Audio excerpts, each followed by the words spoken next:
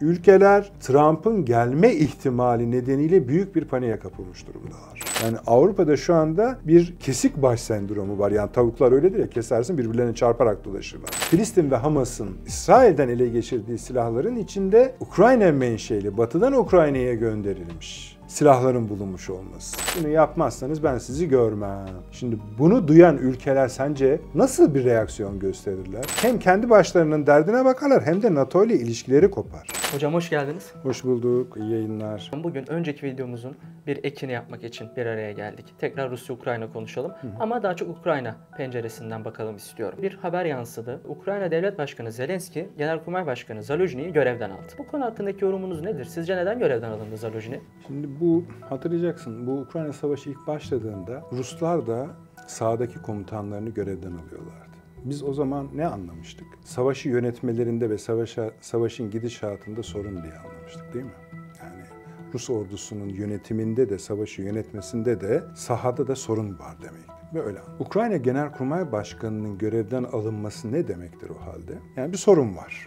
Sorun nerede? Artık daha ileri bir seviyede olduğunu anlıyoruz. Bunu şimdi birazdan daha detaylandıracağım, konuşacağız. Ukrayna'nın savaşı götürmesinde bir sorun var ve bu sorun artık Ukrayna Genelkurmay Başkanı'nın görevden alınmasına kadar varmış durumda. Yerine kim getirildi? Mevcut Kara Kuvvetleri Komutanı, değil mi? Peki Kara Kuvvetleri Komutanı savaşmıyor muydu o sıraya kadar?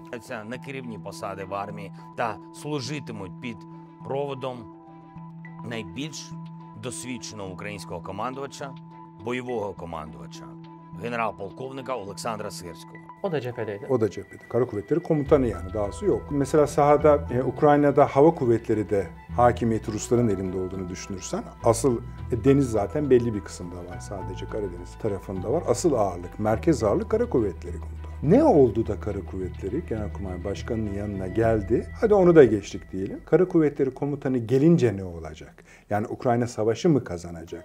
Ama önce senin dediğini cevaplayalım. Bir, Ukrayna Genelkurmay Başkanı'nın bu safhada görevden alınması savaşın sonuna delalet eder mi? Bir onu konuşalım. İki, sahada sorun var mı? Hem de çok büyük sorun var. Bunu net söyleyebiliriz. Dilediğimiz kadar da açabiliriz. Buna da bir alt başlık açabiliriz. Hal böyleyken hiç kimsenin sormadığı bir soruyu da sorabiliriz. Mesela Ruslar niye kımıldamıyor? Evet, bir süredir yani kımıldamıyordan hani savaştaki pozisyonlarında bir avantaj, başarı aramıyor, yani bulamıyorlar değil, aramıyorlar mı acaba? Bunu da konuşmamız gerekiyor. Bu savaşın nereye evrildiğini konuşmamız gerekiyor. Tamam, siyaseten bir sorun var ortada. Zelenski hala, başta İngiltere olmak üzere, Amerika tarafından orada tutulmaya devam ediyor. Ama bu koltuk artık yavaş yavaş sallanıyor. Bundan sonraki ikinci büyük tespit şu: yerli, bizim yani Türk askeri uzmanlarda, dünyadaki bütün askeri uzmanlarda, Batılılar dahil, Ukrayna'nın şu anda aslında savaşı kaybettiğini söylüyorlar ve bunu açık açık söylüyorlar. Bunun geri döndürülemez olduğunu da söylüyorlar. Bundan önce de bu tespitleri yapanlar vardı ama şimdi artık neredeyse bu konuda konuşanların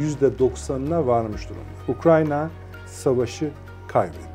Bunun bir ayağı şuna dayanıyor: Ukrayna'nın kayıpları telafi edilebilir mi, geri kazanılabilir mi? Bunlardan birincisi, Kırım'ın artık geri döndürülemez olduğunu herkes, Amerikalılar da kabul ediyor, İngilizler de kabul ediyor. İki, peki ele geçirilen ana karadaki bölümler geri alınabilir mi? Bu konuda da ümit çok azalmış durumda. Yani savaşın bütününe ilişkin bir ruh kaybı var ve savaşın yitirildiğine ilişkin bir kabullenme yavaş yavaş gelişiyor. Siyasi açıdan da Amerikan seçimlerine kadar bu savaşın ölse de dirilse de bu şekilde gideceği zaten söylenmişti. Avrupa Birliği de böyle söylüyordu. ABD seçimleri bitene kadar da bu böyle gideceği. Şimdi gel gelelim şöyle bir durumla karşı karşıyayız. Eğer bütün bu okumalarda doğruluk payı var ise bu iş nasıl tatlıya bağlanacak?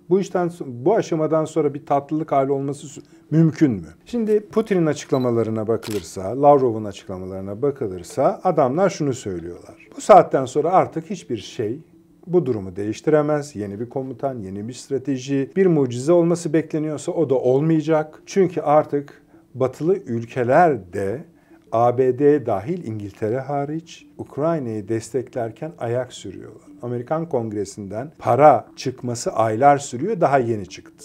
Yani bizim konuştuğumuz gün geçti. Ama günlerdir, haftalardır bunun kavgası sürüyor. Tam da bu sebeple artık bunun ölü bir savaş olması. İkincisi, destekleyen ülkeler, bak onlarca ülkeden bahsediyoruz. Şeye yetişemiyorlar. Mühimmat, silah, bunu sağlayamıyorlar. Hatta mesela bizim hatırlayamadım şimdi bir Türk generalimiz söyledi. Ya dedi kara savaşının temel şeylerinden biri top mermisidir. Bu yoksa dedi konuşacak bir şey kalmıyor. Top mermisi yok. Bunun gibi bir sürü örnek var. Ancak biz Zelenski'nin savaş yönetimindeki kadro değişikliklerine ilişkin bir başka olayı daha hatırlamalıyız. O da şu. Bu adamın Savunma Bakanlığından ve Genelkurmay'dan da daha önce üst kademedeki insanlar görev yerlerini değiştirdi. Görevden aldı ya da yerlerine başkasını atadı.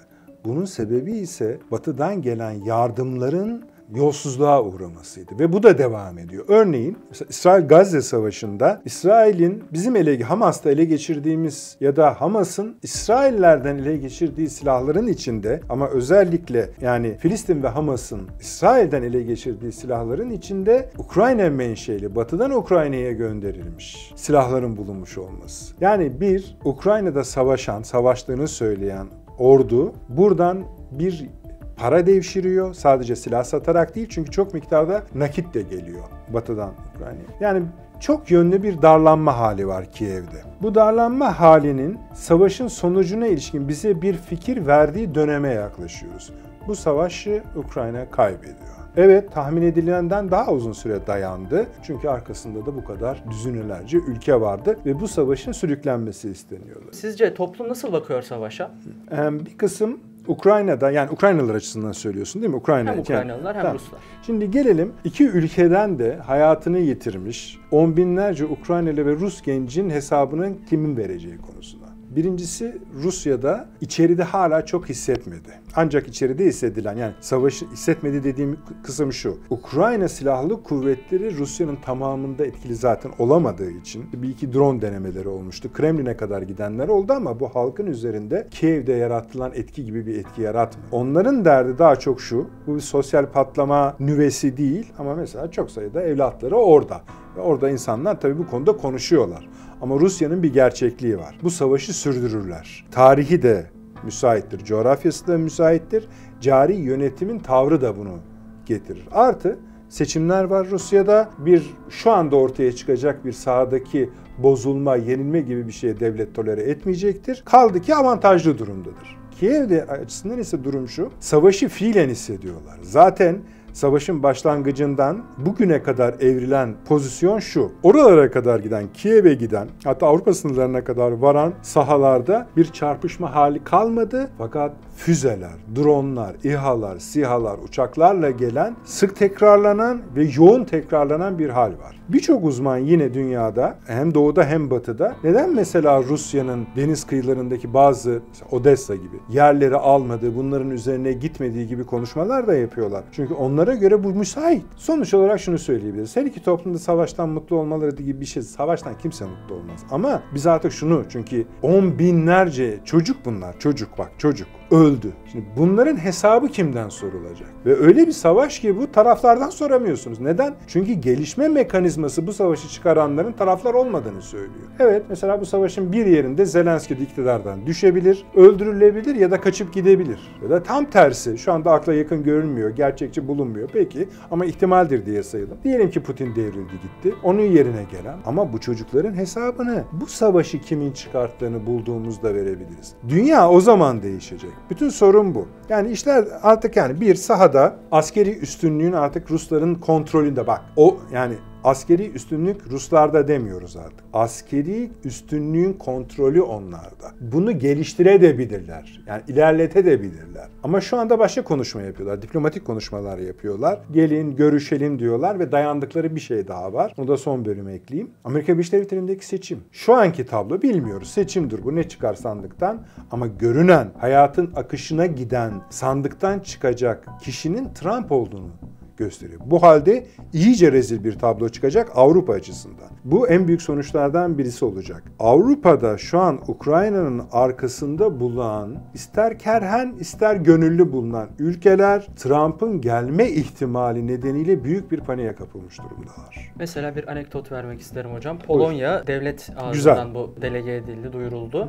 Silahlanmaya başladılar. Ama daha önemlisi mesela Polonya Ukrayna'daki savaşta karargah durumundaydı. Karargah silah durumunda olduğu için siyaseten de ön alıyordu. O kadar ön almıştı ki şimdi unutuldu bunlar. Almanya'yı tehdit etmeye kadar vardırdı işi. Dedi ki bak sen bizim kadar cevval davranmıyorsun. Şimdi öyle anlatıyoruz. O zaman işlemiştik bu konuları. Bir NATO karargahına düşünün. Zamanın Varşova Paktı'nın ev sahibi bir NATO karargahına dönüşen Polonya şimdi Almanya ve Fransa ile İngiltere, Amerika ile oturup konuşuyor. Diyor ki bu Trump'ın gelmesi ihtimali nasıl, ne düşünüyorsunuz diyor. Yani Avrupa'da şu anda bir kesik baş sendromu var. Yani tavuklar öyledir ya, kesersin birbirlerine çarparak dolaşırlar. Trump'ın gelme ihtimali yükseldikçe bir Avrupa'daki bütünlük, iki Ukrayna Savaşı'nın sonuçları değişecek. Her seçimde bir siyasi sonuç farklılığı olur ama burada tersine dönme gibi bir hal de ortaya çıkabilir. Doğrusu bu süreci yani hakikaten şimdi sadece bir girizgah olarak bunu söylüyorum. Bunu daha çok konuşacağız. Öyle göreceğiz yani. Hocam Trump bir seçim toplantısı sırasında halka açık bir şekilde NATO'ya ödemesi gereken ücreti ödemeyen ülkelerin Rusya tarafından cezalandırılmasına tolerans gösterebilirim diye bir açıklaması olmuş. They asked me that question. One of the presidents of a big country stood up and said, "Well, sir, if we don't pay and we're attacked by Russia, will you protect us?" I said, "You didn't pay? You're delinquent?" He said, "Yes, let's say that happened. No, I would not protect you. In fact, I would encourage them to do whatever." Zaten bu konuşmayı da biraz o nedenle hatırlattığın iyi oldu. Şimdi o aidat biliyorsun. Tabii. Bizdeki karşılığı onun aidat. Hani yıllık ödeniyor falan vesaire. %2. Şimdi bu aidatı mesela Türkiye'de yakın bir şey. Yani tam %2 değil de 1.8 mi 1.7 mi tam hatırlamıyorum. 33 ülkeden 1/3 herhalde 10-11 ülke ödüyor. Tam ödemiş durumda. Amerika zaten fazlasını ödüyor. İngiltere hakeza öyle. Şimdi bunları ödemeyenleri dedi ben korumam. Bak işte onun için dedim biraz da bunu ayrı bir bölüm açalım. Bu başlı başına program konusu. Bak bunu söylerseniz NATO çöker. Bu şu demek. Ben 5. maddeyi tanımıyorum. Hatta 4. maddeyi de tanımıyorum. Ruslar da sizi saldırır da, ezer de, istila da eder. Bunu yapmazsanız ben sizi görmem. Şimdi bunu duyan ülkeler sence nasıl bir reaksiyon gösterirler? Mecburen silahlanmak zorundalar. Hem kendi başlarının derdine bakarlar hem de NATO ile ilişkileri kopar. Yani ben zaten NATO ile bir sürü problemi olan bir ülkeyim. Bu adam bir tane sebebi var. Ya biz de biliyoruz. Mesela İsveç'le Finlandiya'ya yönelik. İsveç'i istila etse biz mi yani gidip ta oraya kurtaracağız ya da daha vahim bir örnek. Bize bir şey olsa İsveçler mi gelip bizi kurtaracaklar? Yok öyle bir şey. Ama herkesi bir arada tutan ve temel düsturu şu olan hepimiz birimiz hepimiz için de palavrada bu olan mekanizmayı daha başkanlığa gelmeden ama Trump'ı biliyoruz adam bu hakikaten. Bunu söylemek demek NATO'nun varlığına ilişkin ciddi bir saldırı demektir ve o ülkelerde aynen öyle algıladılar. Hocam eklemek istediğiniz bir şey var mı? Teşekkür ediyorum, sağ olasın. Ağzınıza sağlık. Biz teşekkür ederiz. Yani bir Ukrayna'da savaştığını söyleyen ordu buradan bir para devşiriyor. Sadece silah satarak değil çünkü çok miktarda nakit de geliyor.